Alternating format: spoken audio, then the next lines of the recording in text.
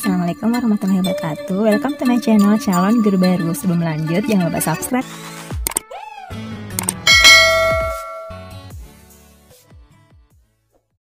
Oke teman-teman, di video kali ini kita akan melanjutkan pembahasan untuk soal SKB bagi kalian yang melamar untuk formasi guru PPKN. Ini videonya sudah part 15 ya teman-teman. Jadi untuk kalian yang belum menonton part 1 sampai dengan 14, silahkan cek di playlist kumpulan soal SKB keguruan atau tenaga pendidik. Nanti linknya saya simpan deh di description box ya. Kalian tinggal klik dan nonton sampai selesai. Nah, di sana juga selain materi mengenai SKB untuk guru PPKN, terdapat pula untuk SKB pembahasan kemampuan pedagogik guru, dan ini berlaku untuk semua formasi guru. Jadi kalian juga wajib untuk mempelajarinya ya teman-teman. Oke, kita langsung aja ke pembahasan soalnya. Soal nomor 1. Ketika seseorang membayar pajak, maka pada prinsipnya ia menaati aturan hukum dalam kehidupan, apakah A. nasional, B. keluarga, C. bernegara, atau yang D. bermasyarakat. Ya, jawaban yang tepat untuk soal nomor 1 adalah dalam kehidupan bernegara. Nah, jadi teman-teman, seperti yang diketahui bahwa pajak itu adalah merupakan pungutan wajib dari rakyat untuk negara. Nah, setiap sen uang pajak yang dibayarkan oleh rakyat akan masuk pada pos pendapatan negara dari sektor pajak. Penggunaannya untuk membiayai belanja pemerintah pusat maupun daerah demi kesejahteraan masyarakat. Nah, uang pajak yang digunakan untuk kepentingan umum bukan untuk kepentingan pribadi ya. Pajak merupakan salah satu sumber dana pemerintah untuk mendanai pembangunan di pusat maupun di daerah, seperti membangun fasilitas umum, membiayai anggaran kesehatan dan pendidikan, serta kegiatan produktif lainnya. Pemungutan pajak dapat dipaksakan karena dilaksanakan berdasarkan undang-undang ya teman-teman. Nah, jadi pajak itu merupakan kontribusi wajib warga negara. Artinya setiap orang itu memiliki kewajiban untuk membayar pajak.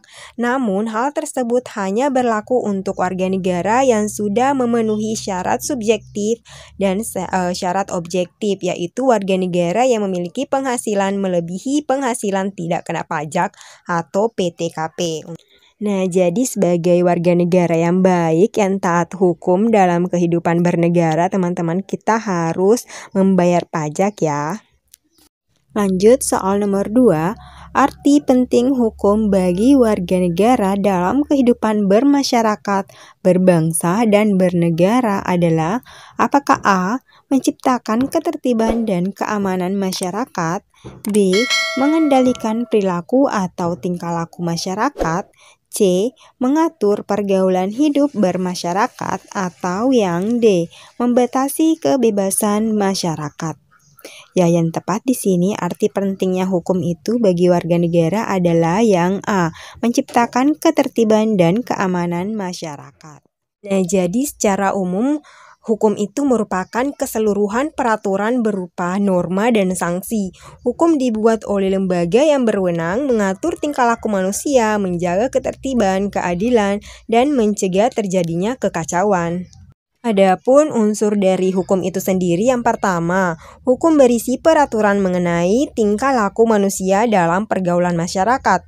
Kedua, hukum dibuat oleh pihak-pihak yang berwenang demi tercapainya ketertiban dan keadilan.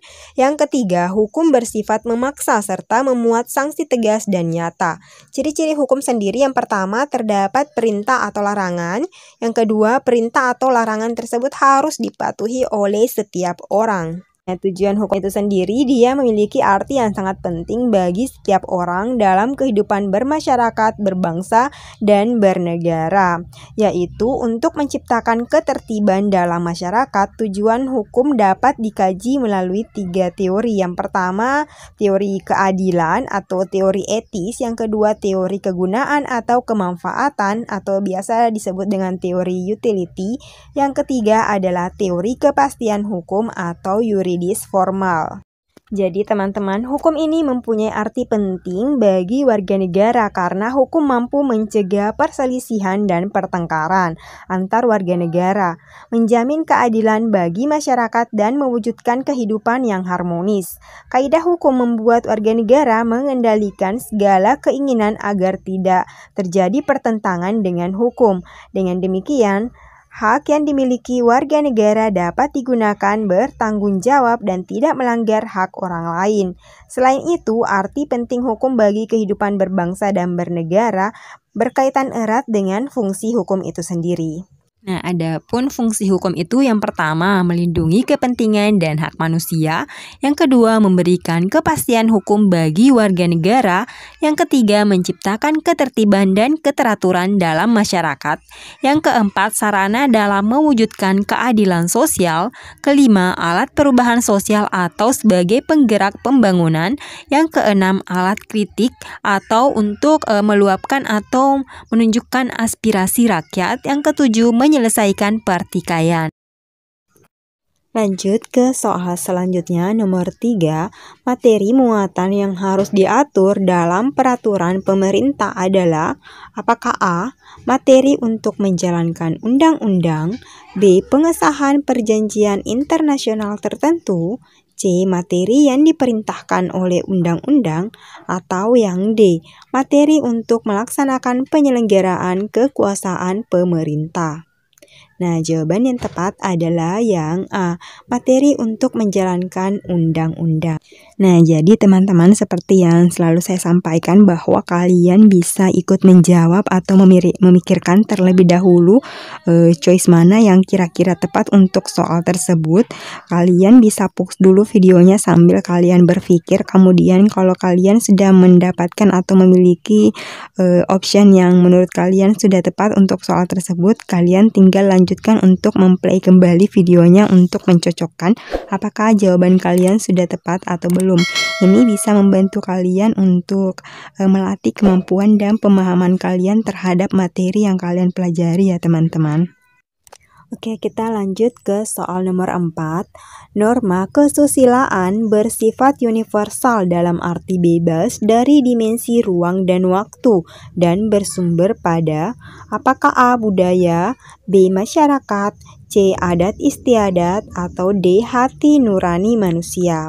Nah, jadi norma kesusilaan itu bersifat universal dan bersumber dari yang D ya teman-teman. Jawabannya hati nurani manusia. Nah, jadi norma kesusilaan bersumber dari hati nurani manusia. Norma tersebut mendorong manusia untuk berbuat baik dan mencegah manusia untuk melakukan perbuatan yang buruk. Untuk sanksinya berupa penyesalan, dicemooh, dan dikucilkan oleh masyarakat. Contohnya memberikan bantuan atau pertolongan antar sesama manusia. Nah, oke teman-teman, kita lanjut ke soal nomor 5. Soal nomor 5 ini adalah soal terakhir untuk video kali ini ya teman-teman. Jadi buat kalian yang belum nonton part sebelumnya, kalian bisa nonton di playlist yaitu kumpulan soal SKB keguruan atau tenaga pendidik. Nanti linknya saya simpan di description box. Di sana juga selain soal-soal untuk guru atau materi PPKN, ada juga materi untuk SKB kemampuan pedagogik guru. Nah, untuk kemampuan pedagogik guru berlaku untuk semua formasi guru ya teman-teman, tidak hanya untuk guru PPKN saja. Jadi jangan lupa untuk klik playlistnya dan nonton sampai habis ya teman-teman. Oke, untuk soal nomor 5, jaminan universal bahwa kemerdekaan dan kebebasan adalah hak segala bangsa, termaktub dalam pembukaan Undang-Undang Dasar NKRI tahun 1945 alinea. Apakah A pertama, B kedua, C ketiga, D keempat? Nah, jawaban yang tepat di sini mengenai jaminan kebebasan dan kemerdekaan adalah hak segala bangsa, termaktub dalam alinea yang pertama ya teman-teman. Jadi jawaban yang tepat adalah A. Nah, jadi teman-teman, Undang-Undang Dasar 1945 kedudukannya di Republik Indonesia ini merupakan sumber hukum tertinggi ya dari hukum yang berlaku di Indonesia. Sedangkan pembukaan Undang-Undang Dasar 1945 merupakan sumber dari motivasi dan aspirasi perjuangan serta tekad bangsa Indonesia untuk mencapai tujuannya. Pembukaan Undang-Undang Dasar 1945 tersebut juga merupakan sumber dari cita hukum dan cita-cita moral yang ingin ditegakkan baik dalam lingkungan nasional maupun dalam hubungan pergaulan dengan bangsa-bangsa di dunia.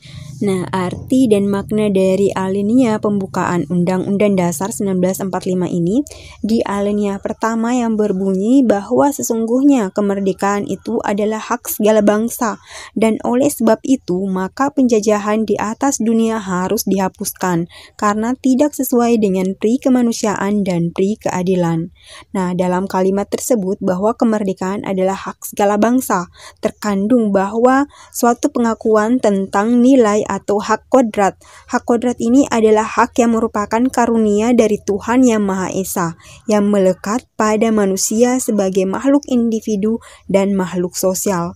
Pelanggaran terhadap hak kemerdekaan tidak sesuai dengan hakikat manusia atau pri kemanusiaan dan hakikat adil atau pri keadilan. Dan atas pelanggaran tersebut maka harus dilakukan suatu pemaksaan, yaitu bahwa penjajahan harus dihapuskan. Deklarasi kemerdekaan atas seluruh bangsa di dunia yang terkandung dalam alinea pertama merupakan suatu pernyataan yang bersifat universal. Jadi dari alinea pertama ini dapat ditegaskan bahwa bangsa Indonesia ini berpendirian anti penjajahan. Yang kedua, bangsa Indonesia berpendirian bahwa kemerdekaan adalah hak segala bangsa. Yang ketiga, bangsa Indonesia bertekad untuk merdeka. Yang keempat, bangsa Indonesia bertekad akan berjuang menentang setiap bentuk penjajahan dan mendukung kemerdekaan setiap bangsa. Nah, jadi sudah jelas di sini ya bahwa yang diinginkan oleh soal nomor 5 ini adalah alinea yang pertama pada pembukaan Undang-Undang Dasar 1945. Oke, sekian video untuk hari ini. Thank you for watching. Jangan lupa subscribe, like, comment, and share.